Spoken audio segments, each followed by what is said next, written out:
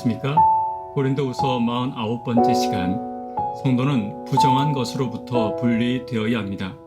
성도는 부정한 것으로부터 분리되어야 합니다. 라는 제목으로 하나님 말씀 증거하도록 하겠습니다.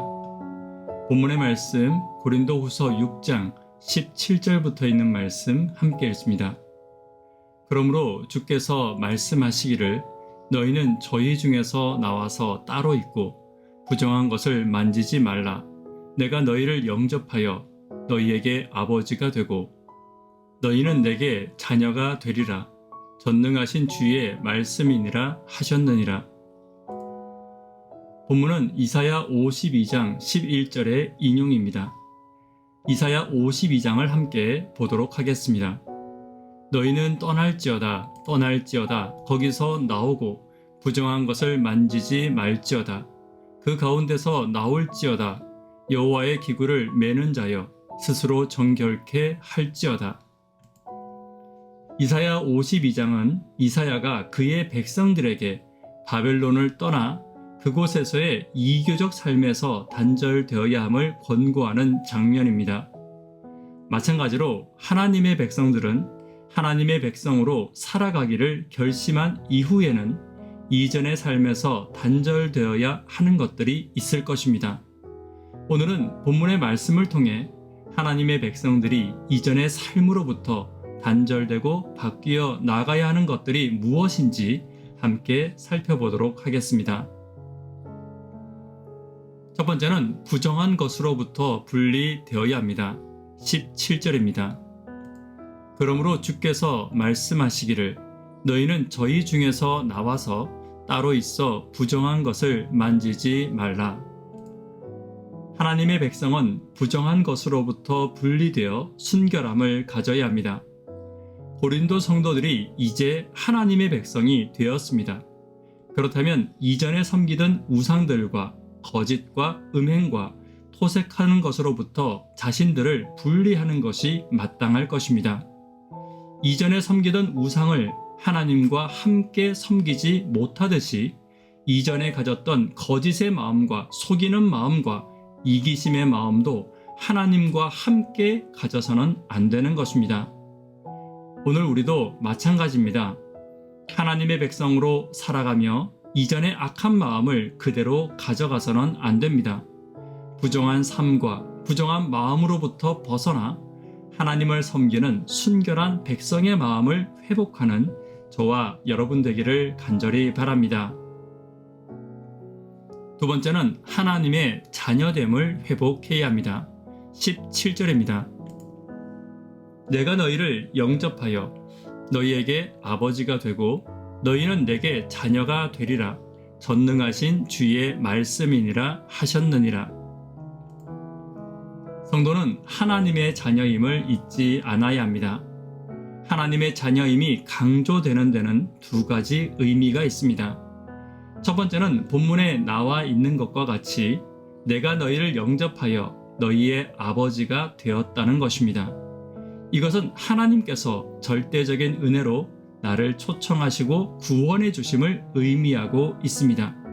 다시 말해 책임져 주시는 부모로서의 의무를 하나님이 다 하실 것이며 택하신 하나님께서 끝까지 책임지심을 기억하라는 것입니다.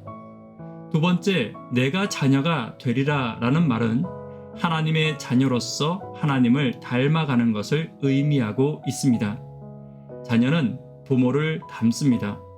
바꿔 말하면 부모를 닮지 않는 자녀는 참 자녀가 아니라는 것입니다.